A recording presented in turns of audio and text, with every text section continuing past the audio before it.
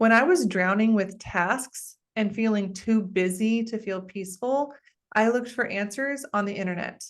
I bought all kinds of planners. I bought habit trackers.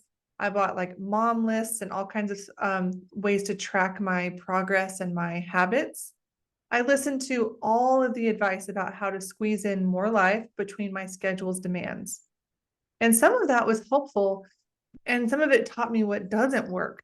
But none of those little tools, I'm not bashing the planner at all, but none of these tools are going to work. And none of them worked for me because I hadn't been taught how to design a life that feels good, a week that feels good. Shoot, I had not even been taught how to design an hour that feels good.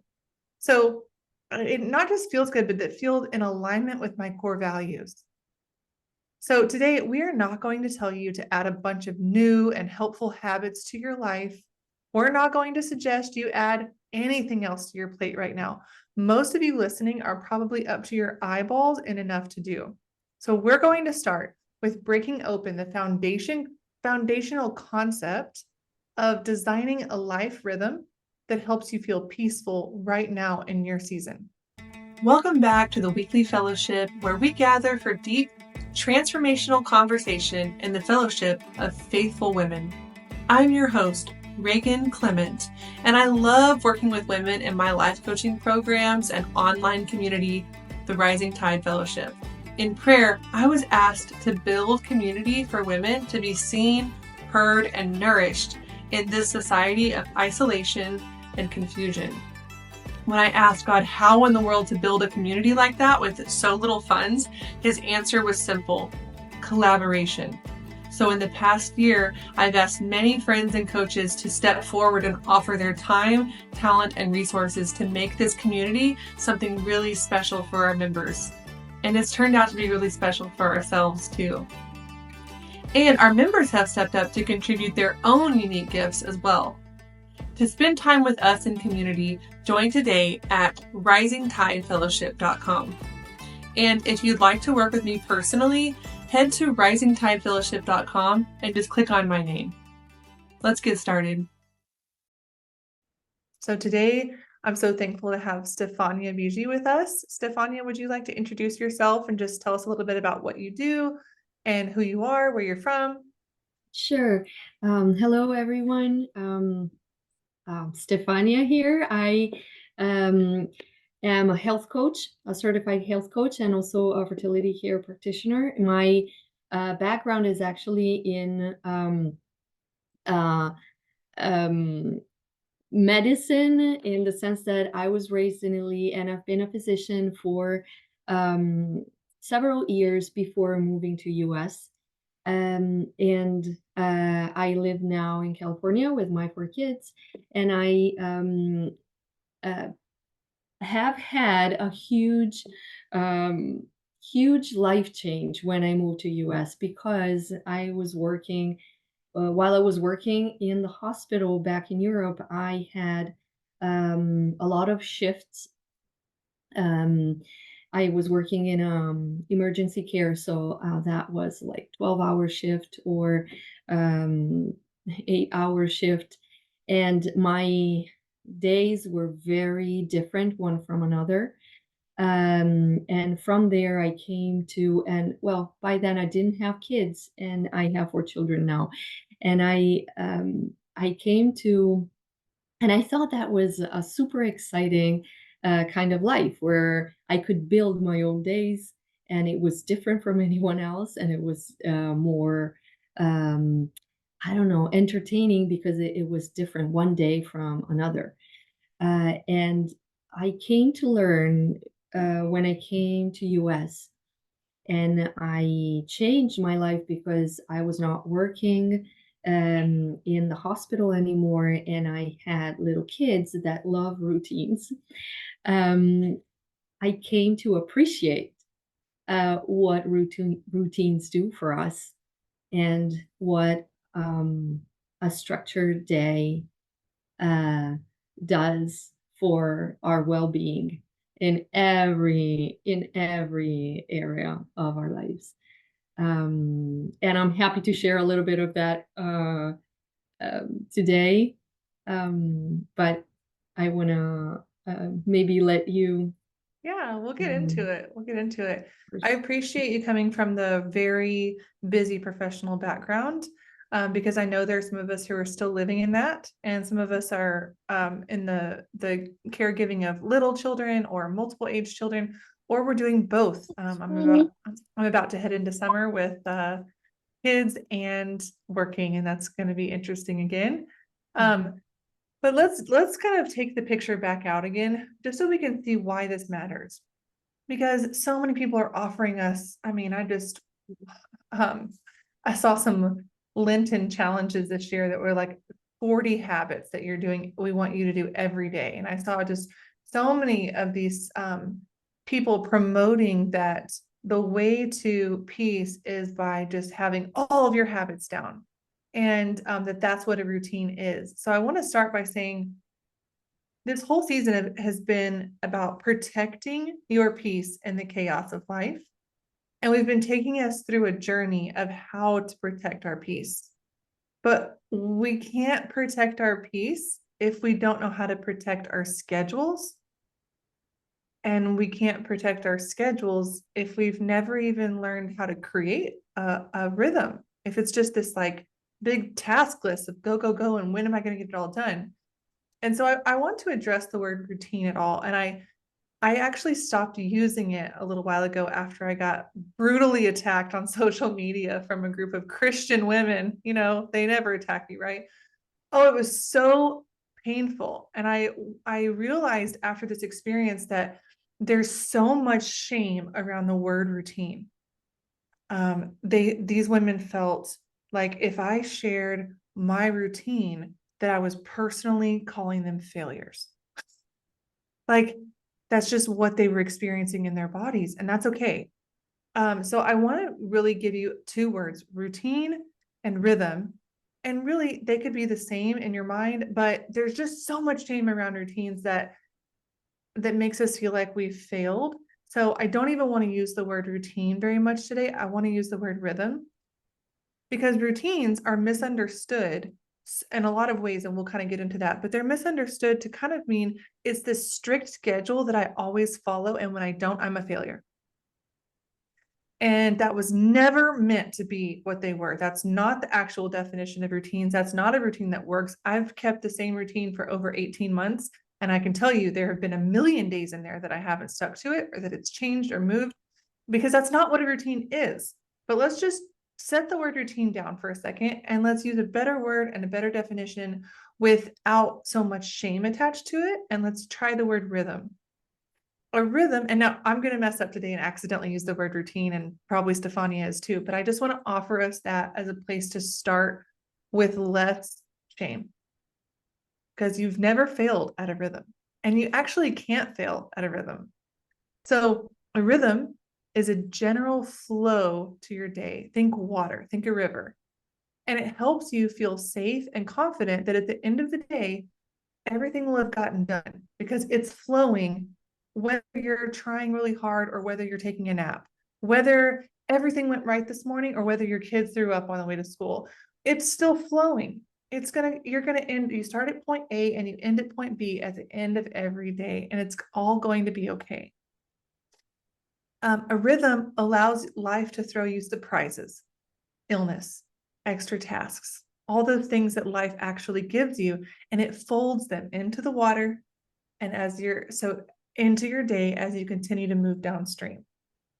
Stefania, what else have you found to be beautiful about implementing rhythms or routines into your life? Well, first of all, I want to say as you're talking, you're transmitting a sense of peace already. Like the fact that days go by and things happen and you just follow the flow. And um, I really love that. And I really love the fact that um, that you're stressing the fact that it's not that thing that I have to do at that particular time of the day that means something. It's more, in my personal experience, I see having some pillars, I would say, throughout the day. And so those pillars are those are what I would connect to my core values, what means a lot to me, that I really want to be part of my day. And for example, let's say that I want my prayer life to be part of the day because I want to nurture that relationship with God. Don't want to stress out about praying because then prayer will not be fruitful. Uh, but within the flow, um, I do. I know that some things will happen throughout a day. Let's say meals we all have to eat. Those things will happen. Or I have little kids, they nap. Those things will happen generally. And so for me, for example, building a prayer life will mean, okay, how do I fit that pillar um, within that rhythm of life? And most of the days, I give it a particular time of the day, but it will not always be the same. Mhm. Sometimes I will not be able to, I don't know, uh, pray my rosary in the afternoon because the kids have a different schedule, because the baby doesn't nap the way he normally does. Okay, that is not failure, as you're saying. It could be half of it. It could be that I split it. It could be that I say it in a different way, like while I'm doing some work or while I'm entertaining the baby, whatever that may be. Mhm. And it flows with the day, but I'm not um getting anxious, nervous about the fact that it didn't fall into that particular hour, in that space, in that place, um, or that I didn't get to do it at all. Yeah, you're making me think of two things. And I love that so much. Like, first off, I wanted to give an example of what we mean when we talk about this core values. So something that's really important for me and my family in the morning is we want to feel grounded and connected. That's what's important to us in the morning. We want to feel grounded and connected. We don't want to start our day with fear, with feeling scattered, with feeling stressed. And honestly, I don't like to start my day with resistance. You know, that feeling when you don't want to get up, or that feeling from your children when they're just like refusing to put one foot in front of the other. They're just resisting, like it's almost like a donkey and they're putting their feet in the ground. I do not like that feeling. And so I really try to think, okay, what's my pillar? What's my checkpoint in the morning in this rhythm that will help us to feel like we can just keep flowing? And for me, it's that groundedness and connectedness, but it changes every season. It changes, like if there's a baby, if there's not a baby, if the kids are in school or if they're not in school, if my husband's working early mornings or if he's not, like whatever in your life is, you're going to have to shift that. And that doesn't mean that we threw away our routine and failed. That means that we discerned and we were wise and we pivoted. And that's a new word too, that if you're not using the word pivot in your life, you're welcome right there. Like every time you make a shift in your plan, you're pivoting, and pivoting is a skill. So my example with this morning core value, I want to feel connected and grounded. So in the wintertime, we were gathering in the living room with blankets and our couch and our dog and our warm drinks. And we had warm coffees and warm hot chocolates and all these warm drinks around, depending on the day. And it was like this cozy place where we all came together for prayer and just for snuggles and connectedness. And then from there, we would move into our morning routine, breakfast, and then our day. But in like mid-April, I just didn't want to I was feeling resistance in my own body. My husband didn't want to get up. He kept hitting the alarm, hitting the alarm, hitting the alarm. And then when I would actually get my tail out of bed and go invite the kids to come to the living room, they were resisting too. And we all kind of realized we want to feel connected and grounded, but this isn't doing it anymore. And so we switched to outside, and I had this old rug in the garage, and we just cleaned it off really well, threw it out in the front yard. And now we can just go sit outside, and it does the same. Everybody's like, our bodies shifted and we're like, oh, I'm drawn to that. I want to go get on that rug. I want to grab a drink, but not a hot drink now. And I still want to go and have that prayer time and that snuggle time. And I still want to feel connected and grounded, but we're going to do it this way in this kind of a flow now. And so I just wanted to kind of describe what that pillar that you're describing, that we're always going to have breakfast. We're always going to get up. We're always going to pray. Like that's our pillar. That's not going to change, but we can match it to our core values by doing it in a way that really brings you what you want to feel. And that can change, and you have permission to change it and to move it and to get feedback from your kids or from your husband or from yourself. I mean, this is an important piece of the journey.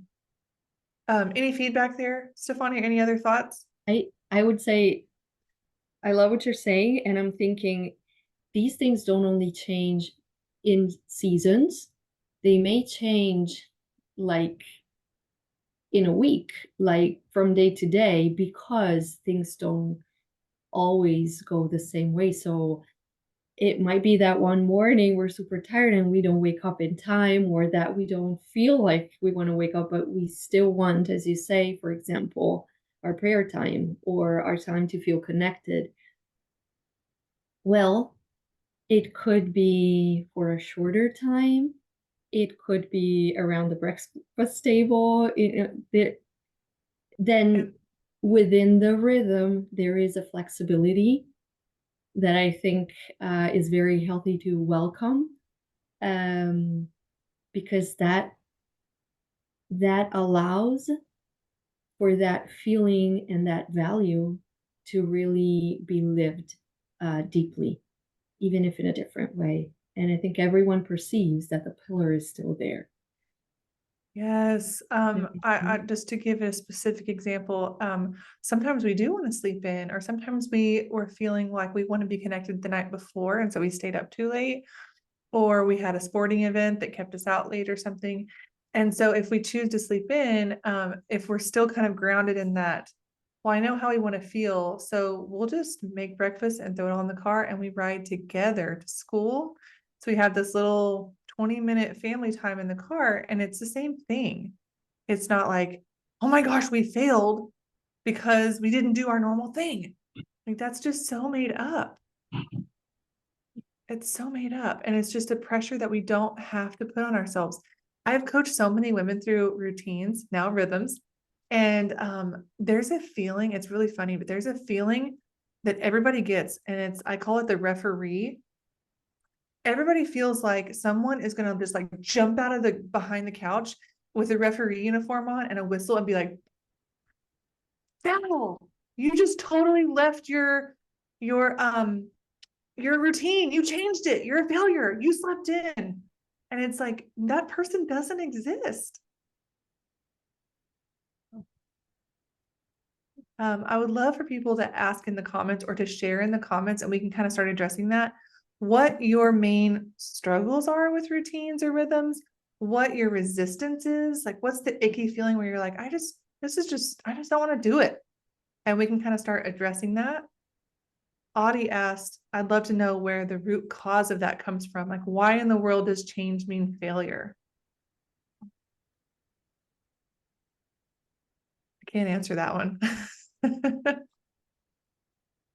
That's so good. Maybe we can talk about that in the second half. I know some common myths, because again, I've been coaching on this for a long time, and so I've heard a lot of the reasons that we rail against order. And one of the interesting reasons from creatives, which I find so fascinating, is a lot of creative people rail against order because there's this underlying belief that says, I'm a free spirit. I am spontaneous. And I did that, actually. I was doing that for many years. And so I understand this live very well. And what I realized was that when I really started creating a rhythm for my day, I had more room for spontaneity in things like creating a podcast where before I was being spontaneous with things like, crap, what are we going to have for dinner? Have we been to the grocery store? Like, when am I going to squeeze my workout in? I was being so spontaneous with my tasks, my like monotonous tasks. I just refused to put them in a rhythm, like where I could just catch them along the way down the river throughout that day. That then I had no capacity to be truly spontaneous and creative with my passion work. And I don't know if anybody else feels that way too. In the chat, we have, for me, there are tasks really connected to success or failure, writing and academic work. So perfectionism, overwhelm. Yeah. Yeah. Go ahead, Stefan. Yeah, no, I'm just thinking I can relate to that, Holly, because I don't know if I understand what you're saying, but I often struggle with this like idea that I have in my mind of what I want to accomplish in a day, and I tend to be perfectionist in that sense. Like I really want to do so many things, and when things don't go the way I had anticipated or in a very idealistic way predicted, then I had that sense of failure. Um, which is again that I work on like releasing, because again, we're not I don't know, we're not really that's not the whole purpose. Like the idea of being efficient, that is not being efficient. That like we are building a life, we're trying to build a life for myself like that has again these pillars present, but a life where I also want to be the person that God created me to be. And I cannot be that person with this stress on me that I need to be this perfect. Um, and and so there is a lot of work for sure from my side to kind of see how the day goes and accept where there are limitations, either from my side or for external circumstances, and embrace them and um, find ways to do what I love to do or what my duty is, but without that sense of failure. Yeah, I struggle with perfectionism too. I feel like I've slayed this beast a million times and then it rears its ugly head up sometimes when I'm stressed. And for me, I really have to get good at saying what the thought is. So like recently I was having some stress actually around a podcast, and I've already told Anna about it. We've laughed. So I don't mind sharing that here.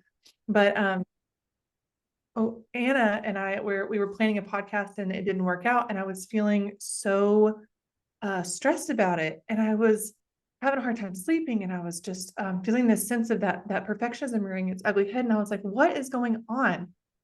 And at the same time, I was helping my 7-year-old with a school project. Like in that same evening and week, we had to finish a project, and perfectionism was showing up there too, which was, I'm not one of those parents that's like, I want to help do, I'm doing my kids' projects for them. That's not me at all. I'm very relaxed about that kind of stuff. So what I realized, I had to go and find the thought, like, what are you thinking right now, Reagan? What is your, what's the lion in the room that you think is about to attack you? And for me, it was like, I don't want to be embarrassed if I mess up. I don't want them to see me mess up. And so once I can start hearing, like, with whatever the routine is, whatever the stress is, the perfectionism, the overwhelm, if you can start really digging deep to ask yourself those questions of, if I had to like defend what I'm feeling in a court of law, what would be my statements? And then start just kind of looking at those with um, some objectiveness, right? Just like looking at it, just objectively going, oh, Reagan, you're embarrassed that people might see that you are imperfect. wait, we've already worked through that. That's okay. And so just that would be my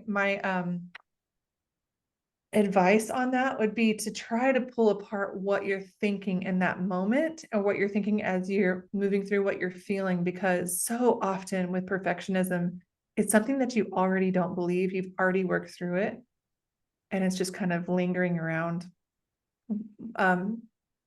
almost like teasing you a little bit. Mhm. Another question was asked, which I think this one's really good because I think a lot of people struggle with this one. One question I keep having is if God is asking for this particular thing of me. So like if I'm reading the Bible in a year, if I'm putting new tasks on my plate, are there times when he would rather me rest and not try to do all the things? Like once I start something or add something, I feel like if I just keep trying, it will be easier to change. But more times than not, I just quit. This is so good. I don't know if you want to speak on this, Stefania, but some things coming to mind for me are this is what our culture does. Our culture says more, keep going, keep pushing. And our Christian understanding in this culture somehow makes us do that too. And I'm not really sure why, but as Christians, we're almost more guilty of that because we feel like it's selfish to do less, right? We're like, we're not made for comfort. And so then we like take on way too many things, or we think that God doesn't want to like actually nourish us, or take care of us, or, love on us. And so, this is where really designing your life first and going, okay, what's God calling me to? And we do so much of this in the women's school. If you haven't taken the women's school, this is what we do. I mean, for months, we break this down of like, okay, what's your purpose? What's your dream of the season? Let's design a life of wholeness with your health, with your home environment, with your relationships, with your friendships, with your contribution, like really looking at all of it and designing this beautiful life. But then looking at that daily rhythm and going, what do I want this day to feel like? And if right now, as you're openly admitting, like, I feel like I've put too many things on my plate, I'm a little stressed, but does it mean that I should just push harder? I think you already answered your question. I think sometimes we add things and add things and add things because we didn't have a purpose at the beginning. And so we choose all these random strategies. I do this all the time. I mean, I do this daily because this is what life coaching does, is that we're always showing, wait a minute, go back to your purpose and let's choose a strategy that's going to take you closer to God's call on your life today, instead of just grasping at straws. Does that make sense? Stefania, do I need to clarify any of that there, or would you add anything? It makes a lot of sense to me. And I also think that I just wanted to share, like, every time I go on a spiritual retreat, what we are left with is always pick one thing you would like to work on when you leave. One thing, and one little thing, possibly, because that's um, that's the work that is asked of us. God doesn't ask us huge. He knows. And so in order to find consistency, in order to bring that change into our routine, it has to be something small that is towards the purpose, the greater purpose. And I'm thinking, reading what you wrote, Amanda, that whenever also the challenging thing may be, okay, like I started with this, like, I don't know, this resolution or this thing that I wanted to implement, and it's not working because I see that I cannot be consistent. And there comes that thought, well, it doesn't work, I'll just quit. That's where I want to wonder, like, get curious and ask myself, well, why is it not working? Very honestly, maybe it's not working because realistically, I don't have the time, or because it doesn't fit into what I'm doing right now in my daily routine. Let's call it routine or rhythm. um, and we can change. We can change. And if I do less, because I have to trust my guts. I have to trust what I feel within myself. Maybe that, like reading a paragraph a day of whatever, just throwing an example, that will be enough because that is what fits in. And God is asking us to be faithful in the little things, not in the big things. And so that will be good enough. So that is one thought. And I also wanted to, sorry, go back to what you said before about the referee. I love that image. It made me think that person is like, to me, as you were talking, I was thinking, yeah, that is like this big judge that I have in my mind that is telling me, judging me for what I'm doing or not doing. That person does not exist. It's someone in my mind. And the problem is that it's a huge temptation because it's taking me away to the present moment where I can actually do or be present to whoever is around me or just to myself and to God. God is in the present. And me thinking about these voices are really, it's like not helping the purpose. It's really taking me away to um, what I am supposed to be doing or just being in the present.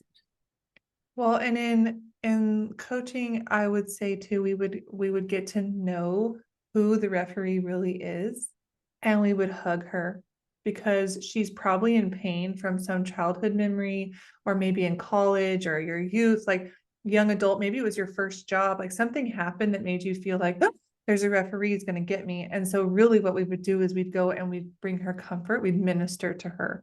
And that's the only way she's actually going to get quiet.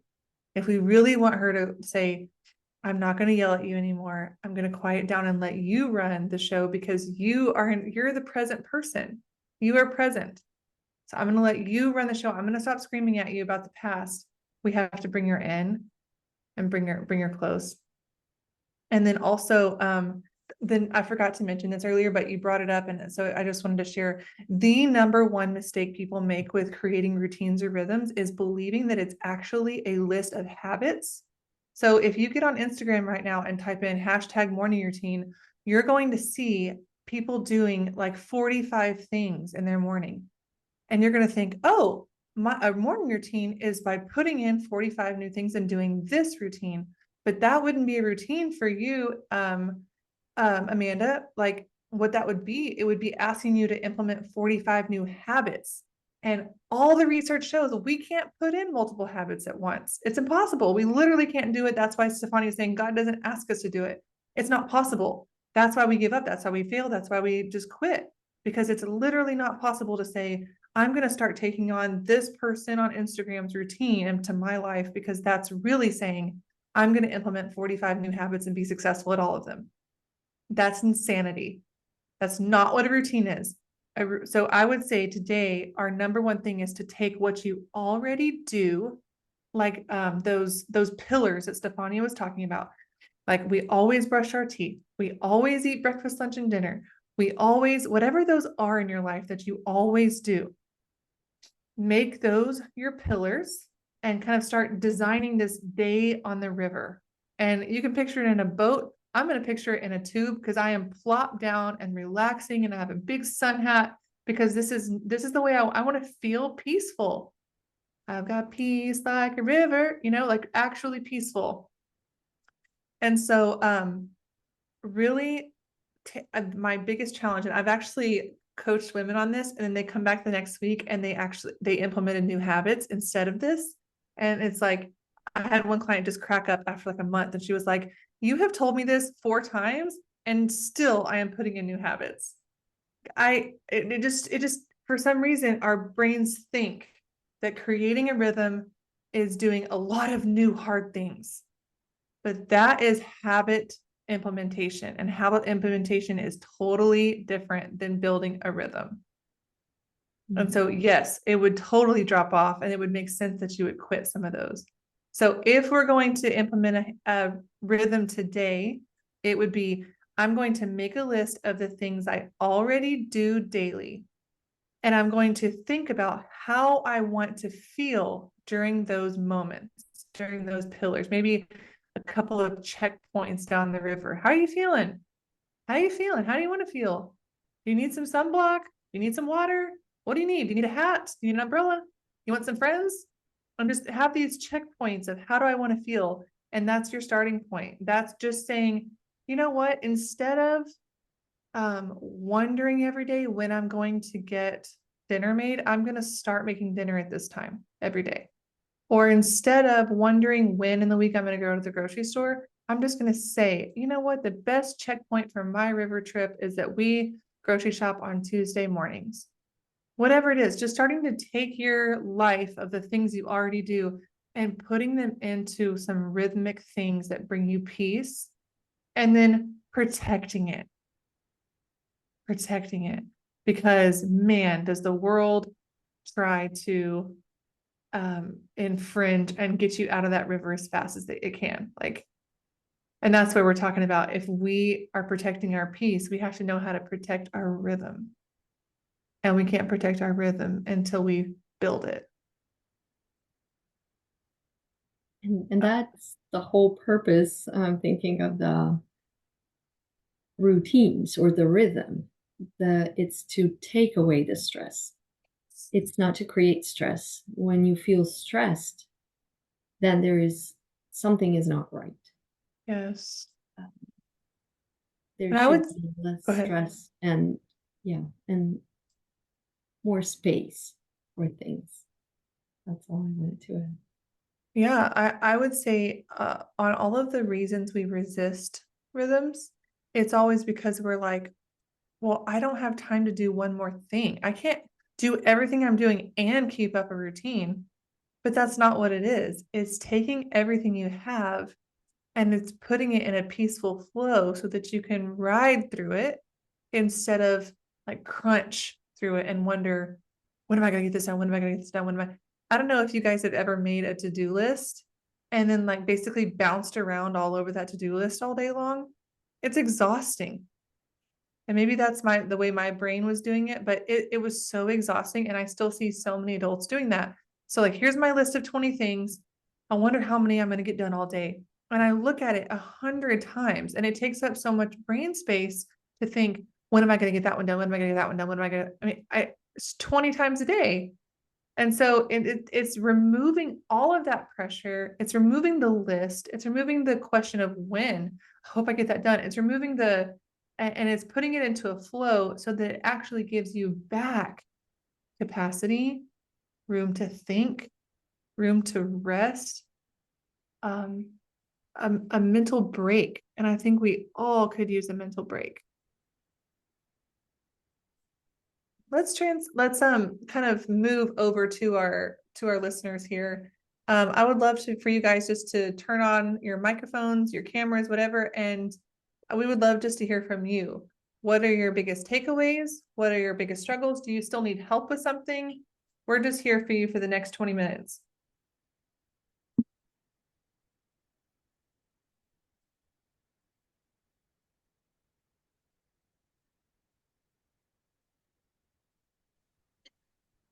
Okay, so I'm still I don't driving. know. Oh, go ahead. Whoever said. Go ahead. You're driving. Yeah.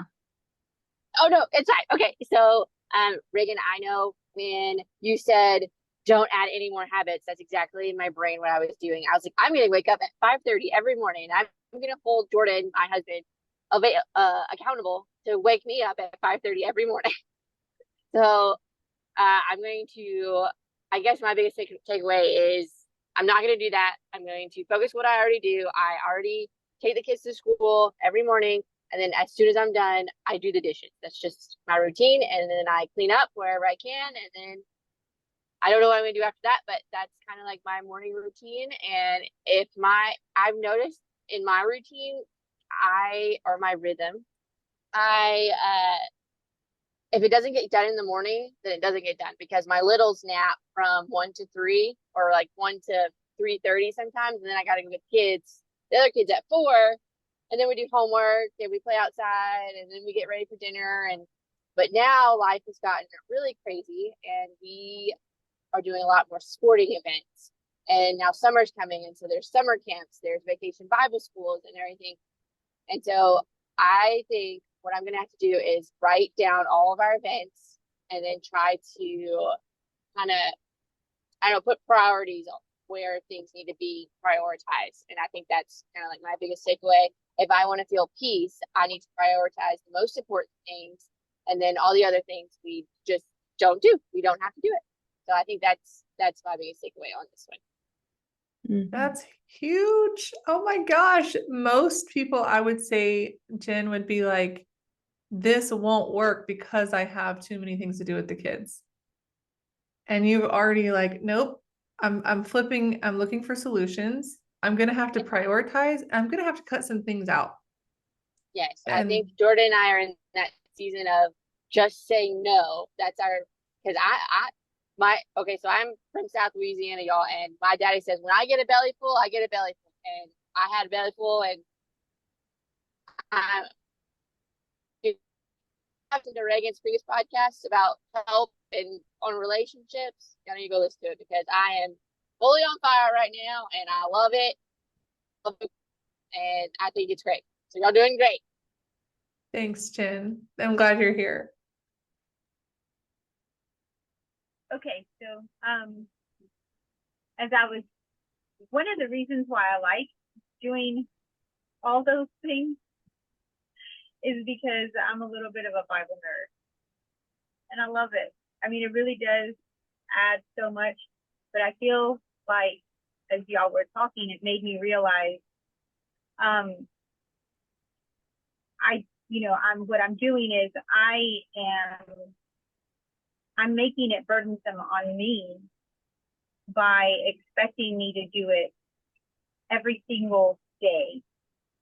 So cutting some of those out and getting those little pieces, almost like treats of information that God gives us of who He is, whether it be the catechism, whether it be, a particular devotional or things like that. And I'm thinking if I were to spread that out a little bit, then I could soak it in for that particular time, as opposed to trying to get all of the things done before I go to work every day. Because then it's like, which one of those things was I needing for this moment, or to inspire me, or to, get me excited for the day. And before I know it, it's like having all 31 ice creams at the same time. And that's not the fun part of it. The fun part of it is going back and getting that flavor, and then, maybe next week and going back and getting a different flavor, or trying a different flavor. So, thanks y'all for kind of helping me think that through. That's such good awareness. To me, I hear you saying, I'm going to turn the burden of my Bible reading into a treat. And that is just awesome, because now you're going to feel like, ooh, I'm a Bible nerd. Which one do I want to choose from? Instead of like, oh gosh, I got to get through all these. I got to power through. And I'm a failure if I don't get it. And that's just so cool. If we could do that in like 3 areas of our day, just imagine how much our rhythm will be transformed from pressure to peace.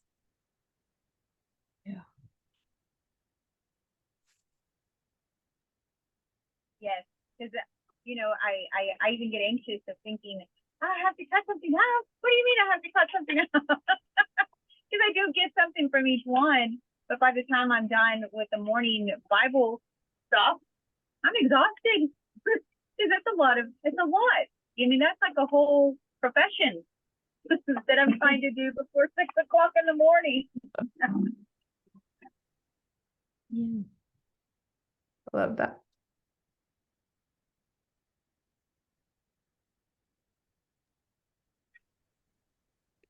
have something that it might not, nobody else might even think this way, but I what I hear everybody saying is I need to be in a rhythm and I need to be in a routine because of the kids, because of the other people in my household and all of those things. Well, I live by myself. And so I don't have a routine. I pretty much just do what I want to. I wake up when I want to. I go to sleep when I want to. I read the Bible when I want to. I don't feel any pressure to do it different, and I have on Sundays, I do have a routine. I have to get up, to get to mass. On Mondays I do advocate work, so I have to get up and go to the office. But besides that, I don't have anything I have to do that day. And I guess in some ways, I'm feeling guilty that, well, maybe I need to make a routine every day just for the sake of having a routine. But if I'm not pressure, if I don't feel pressure by it, if I don't feel stressed by it, if I don't feel like I'm not getting to something that I want to get to, is that wrong? You're right on the money. The goal is peace. The goal is for you to be in alignment with what God's calling you to do. The goal is to be yoked up with Him. And so you know that. I mean, and you would know if you weren't. So if you're already there, then you don't need an extra foundational rhythm to help keep that in line. It's when other things, like if you start other projects, which we've talked about, if you start your other dream projects and stuff, and it starts to kind of pull on each other, because even just our dreams, even what God calls us to sometimes pull, they have to fight for our attention. And it's when you feel that you start implementing a rhythm. But a rhythm and this foundation is really just about creating an order to your life. But no guilt is necessary. I would also look at, I studied Mother Teresa's rhythm of her day for a while, because I was really interested in how nuns lived, and because they have an order, they literally call it an order. And so there might be more research to creating order for you, even in a life stage where you don't need it, because you're not pulling on each other. Stefani, do you have any information there? I'm not really sure on that. You made me think of two things, Deborah. One was something that we can all apply to our own life. Like you're saying, I don't have to do this and that. I choose to do this and that, which is it would be the right mindset. There are duties we have, of course, but within our responsibilities, we choose to put in, I don't know, prayer time, time with friends, time for ourselves. And that is a choice that should not stress us out. So I love the fact that it seems like you choose those things for your life, and maybe they're not daily in a particular order because you have that freedom. But the other thing that you made me think of is that we are not made for routines. Routines are made for us. So when we need them, it's very good to implement them. And they want to help us achieve what we choose to achieve.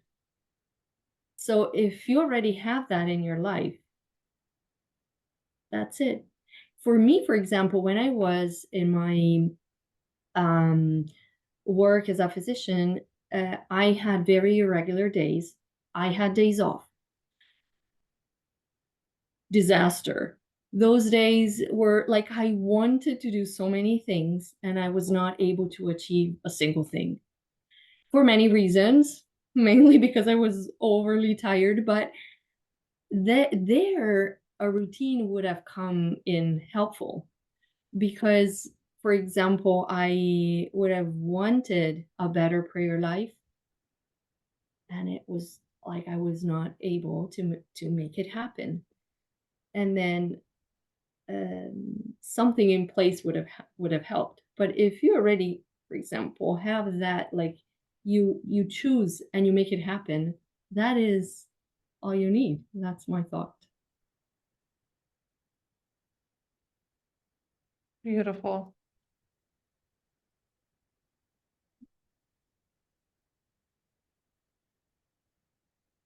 Does anybody else want to share or have a question?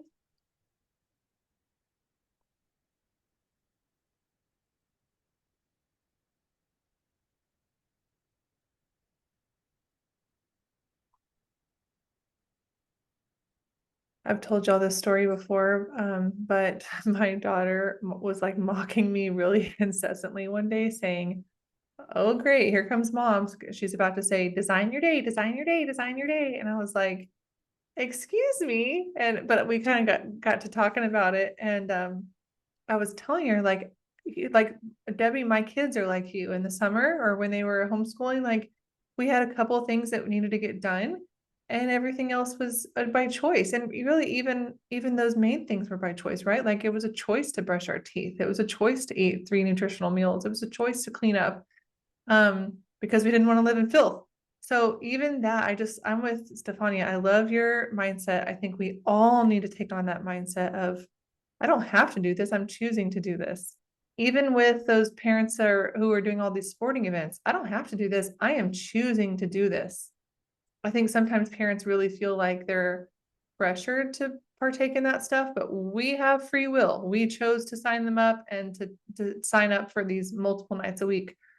But designing your day is a life skill that like for my kids this summer, when they wake up and they just are like, huh, what am I going to do today? If that leads you to a peaceful and beautiful day where you hit your head at night on the pillow and you say, wow, thank you, God. Like that was just everything I needed it to be. But for my kids, it's not like that. They're like, well, I still wanted to do this and I wanted to do that. And mom's upset because we never got this done. And it's like, let's design our day in a way where I get what I need and you get what you need, and we can function and all feel very fulfilled at the end of this day. And so, yes, designing your day is a skill, but you may or may not need it depending on where you are in life. So Reagan, as a stay-at-home mom, having 5 under 8, this summer, how would I bring to the table, like, okay, guys, we're eating breakfast. What do we want to do today? How do I get a healthy rhythm for them and for me during the summer times? I can give you some examples, but basically I would start with your pillars. Start with like what has to be done. Like what are your expectations for your family? We're going to make dinner at this time. We're going to do this. There's going to be a rest time, whatever that is, start with that. And that's your basic flow. And then you can go, oh, look, guys, here's a space and here's a space for free time. Are there some things you guys are excited about doing? And that's where they get to have autonomy and really put in what they want to. Does that help, or do you have another question on that? No, I think that's cool. So like Jordan and I, we were thinking about, not obviously I am not a homeschooling person. I don't want that big of responsibility. But getting like a Catholic homeschooling thing or like a routine no, this would be a routine for the summertime. But then I was like, no, that's adding another thing to my plate that I just can't handle. And so I think what you're saying is what my pillars are is we have to do the dishes every single morning because I do like 3 loads a day. And then bolt laundry has to be done and, just tidying up. And so maybe if I put those things in as pillars, then I can say like, okay, Levi, which is my oldest, what is it that you want to accomplish today? And Maddie, what is is that what you're saying? Yeah. I would even put in like your morning routine. Like we have little baby rhythms, right? Like your morning rhythm means get dressed, brush your hair, brush your teeth. So that's just like a little bam. We always do that. And where are we going to do it? We're going to do it after prayer, before, whatever. So that's our little pillar in the morning. At lunch, we always do lunch and tidy up. And in the evening, it's always going to be like dinner and tidy up and baths and prayer in bed.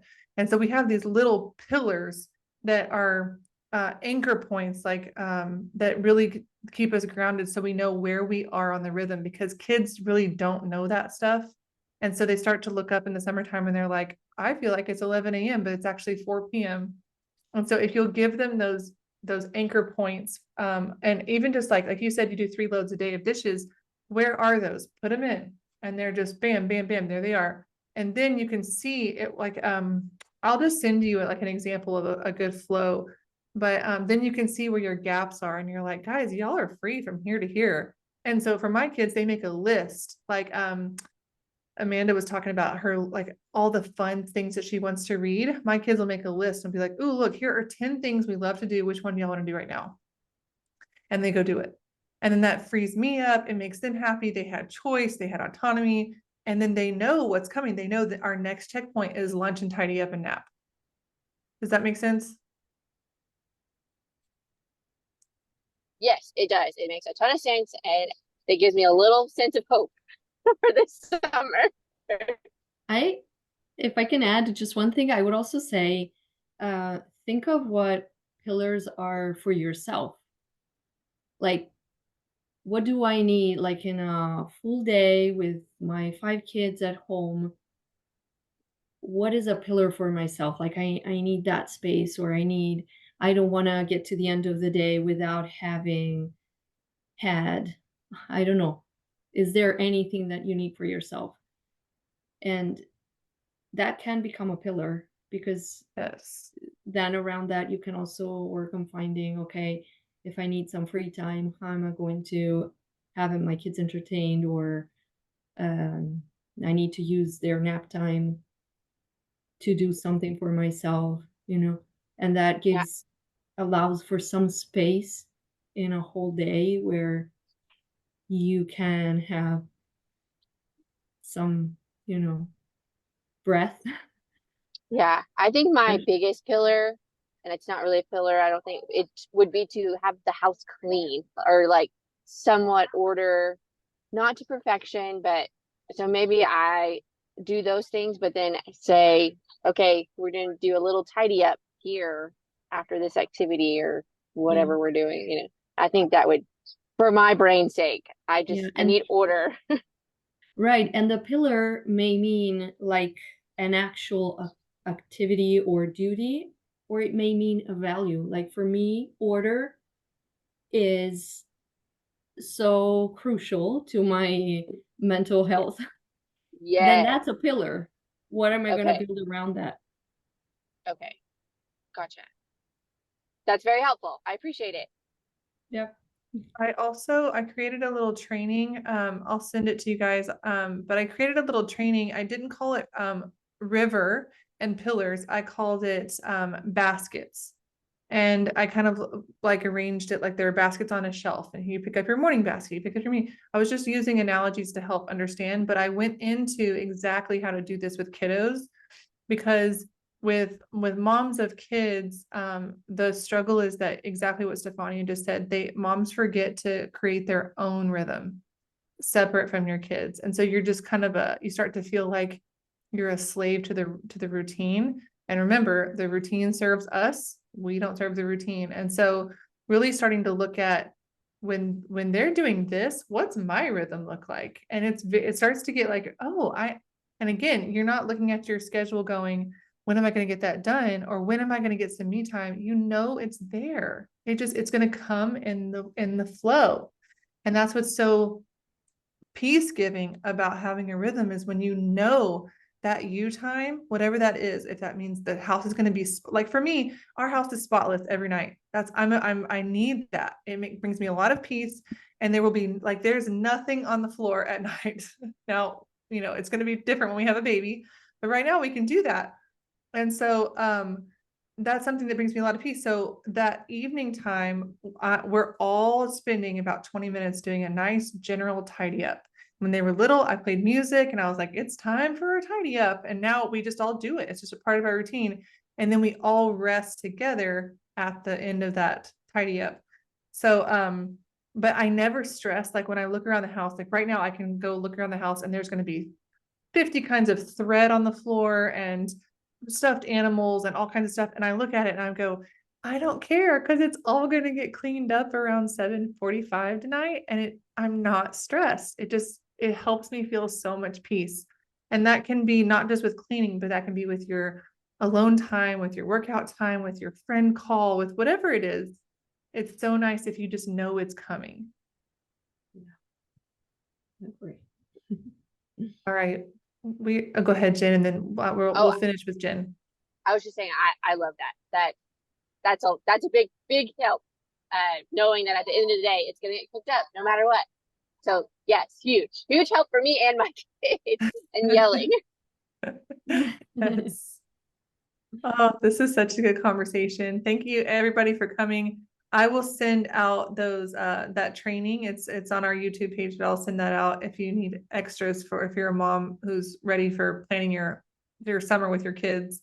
But I appreciate everyone coming today. Mostly you, Stefania. Thank you for coming and bringing your wisdom and your expertise. Thank you. I enjoyed the talk. I learned a lot myself. So thank you so much, Reagan, and everyone here. Thank you. Next week is our last week of this Protecting Your Peace series. And then we're going to switch the whole summer. If you're a member of the Rising Tide Fellowship, we are doing live group coaching with we're going to have 8 coaches rotating all summer long to be in here, really answering your questions and working you through the deep work. We've been talking about all that we do in coaching sessions and how it's so different from just giving advice. Here, it's more advice, right? Coaching is more asking you questions so that you can get to the truth that you're looking for with conviction and clarity. And that's what we're going to be doing every Thursday, noon to 1 Central Time, all summer long as members of the Rising Tide Fellowship. So your total price is $699, and you'll get about $2,000 worth of coaching this summer. So take advantage of that. We're starting not next week. This is our last week for this series, but we'll start the following week, which I think is May 29th. All right, ladies, thank you. Thank you.